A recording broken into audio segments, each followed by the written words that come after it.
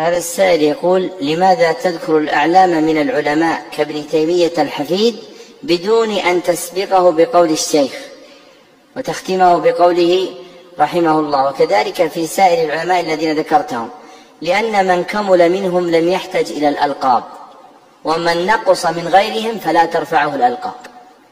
وإذا تتبعت طريقة أهل العلم فهم يذكرون أعلى الناس علما في هذه الأمة وهم الصحابة، ولا يقولون قال الحافظ أبو هريرة رضي الله عنه، ولا قال العلامة علي بن أبي طالب رضي الله عنه.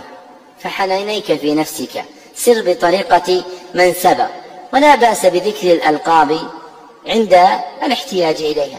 فنحن لما ذكرنا ابن تيمية عند ابتداء العقيدة الواسطية كنت أقول لشيخ الإسلام أحمد بن عبد الحليم بن عبد السلام بن تيمية، مع أن هذا اللقب من ألقاب العجب والأفضل تركه، لكنه غلب عليه. والمرء لا ترفعه الألقاب، وإنما يرفعه الملك الوهاب. فالمرء لا ينبغي أن يعتني في نفسه ولا في المعظمين بتحري ألقابهم، فإن هذا يفضي إلى جعل سلطانهم على النفوس قويا، فربما أضعف سلطان دليل القرآن والسنة. وهذا ظاهر اليوم في الناس، فقد فتنوا بقولهم في حق كل أحد الشيخ الوالد، وهذا وإن كان أصله ما رواه أبو داود وغيره إنما أنا لكم كالوالد الحديث، فهذا يقال في الواحد بعد الواحد من العلماء الكبار الذين تجتمع عليهم الأمة وتفزع إليهم في رفع المهمات من مسائل الأحوال والأحكام. وأما أن يكون كل واحد في العلم والدين يخاطبه من حوله معظما له الوالد الوالد، فهذا محدث. ومثله كذلك وأشد الإمام، فما أكثر أئمة عصرنا، وكان من قبل لا يخاطب الناس بمثل هذا، حتى اسم الشيخ فلا يكادون يذكرونه إلا في نزر يسير رحمك الله. ومن أخبار شيخ شيوخنا سعد بن حمد بن عتيق رحمه الله أنه وفد عليه جماعة من الطلبة يريدون القراءة عليه، فحضروا معه بعد صلاة المغرب، فلما صلى العشاء خرج من باب في مقدمة المسجد لا يخرج منه إلا هو يريد بيته، فوصل باب بيته وبينما هو يزحزحه لفتحه وإذا هم يتعادون إليه يقولون يا شيخ يا شيخ، فوقف لهم فسلموا عليه، ثم قال لهم الإخوة من خارج الرياض؟ قالوا نعم.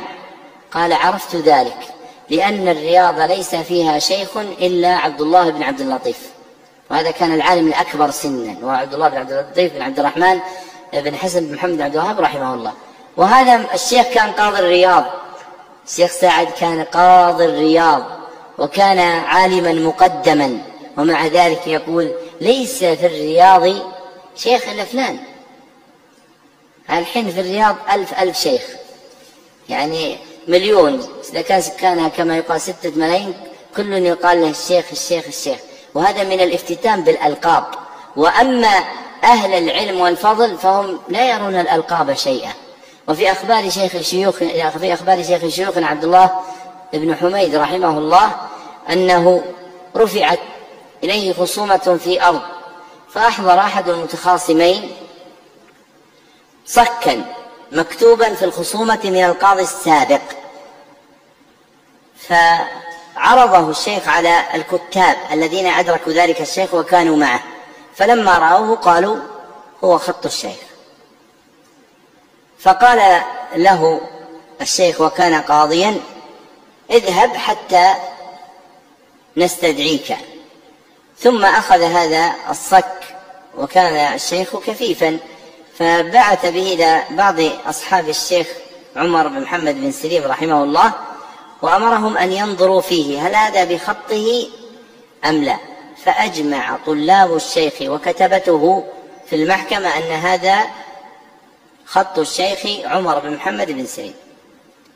فأضمر في نفسه شيئا، فلما جاء في الموعد الذي ضربه له وقدم عليه قال له: تبين لي أن هذا الصك لا يصح، فاقصر الكلام واعترف، خلنا نخفف عليك. فاعترف الرجل بأن هذا ليس بخط الشيخ، وأنه بقي 3 سنين حتى أتقن خطه، 3 سنين حتى أتقن خطه وكتب الصكبة. فلما قضى بذلك الكتبة اللي عنده يعني كادوا يموتون يشهقون، هذول كانوا مع الشيخ عمر رحمه الله، والرجل هذا كفيف ويقول هذا مو بخطه، واعترف الرجل مو بخطه. فلما قضى في ذلك وقام الرجل قالوا له: كيف عرفت يا شيخ؟ قال: لأن آخره وكتبه الشيخ عمر بن محمد بن سليم، والشيخ لا يقول عن نفسه شيخ. العالم اللي يعرف نفسه لا يقول عن نفسه الشيخ، وحتى لو قال له واحد يا فلان ما قامت عنده ولا قعدت، لأنه هو فلان، صحيح هو فلان، فما ينظر لهذه الأشياء. فالتعلق بهذه الأشياء كحال السائل من الخطأ،